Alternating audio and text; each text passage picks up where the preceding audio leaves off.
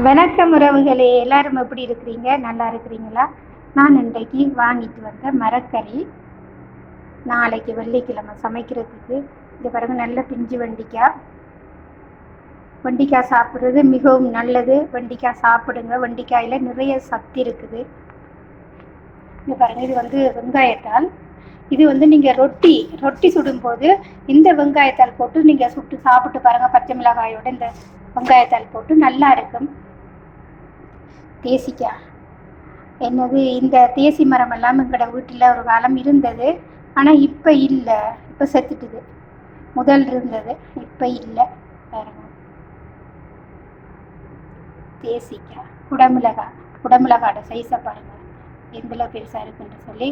குடமிளகாய் நாங்கள் பச்சையாக சாப்பிடலாம், சலாட்டுக்கு சாப்பிடலாம், பிரியாணி அது இதெல்லாம் செய்யக்குள்ளே போடலாம். மரக்கறி செய்யக்குள்ள, மரக்கறி சமைக்கக்குள்ள எல்லாம் போட்டு சமைக்கலாம். நல்ல குடமிளகாய் சாப்பிட்றது. அதை மாதிரி பீன்ஸ் சாப்பிடுங்க, பீன்ஸும் நல்லது. பீன்ஸில் நிறைய சத்து இருக்குது.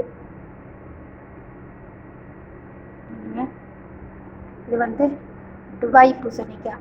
நாங்கள் பூசணிக்காய் சாப்பிட்றது நல்ல. இந்த ஏடை குறைக்கிறவங்க இதை நாங்கள் காய்ச்சி கறி மாதிரி சமைச்சி அதை கூழ் மாதிரி காய்ச்சணும். கூழ் மாதிரி காய்ச்சி குடிக்க நல்ல.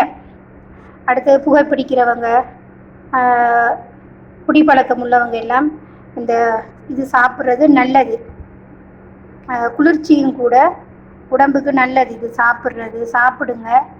ஏடை குறைக்கணும்ன்றவங்க நீங்களும் இதை சாப்பிடுங்க, இது நல்லது. இதுதான் வாங்கி வந்த மரக்கறி நாளைக்கு வெள்ளிக்கிழமை சமைக்கிறதுக்கு.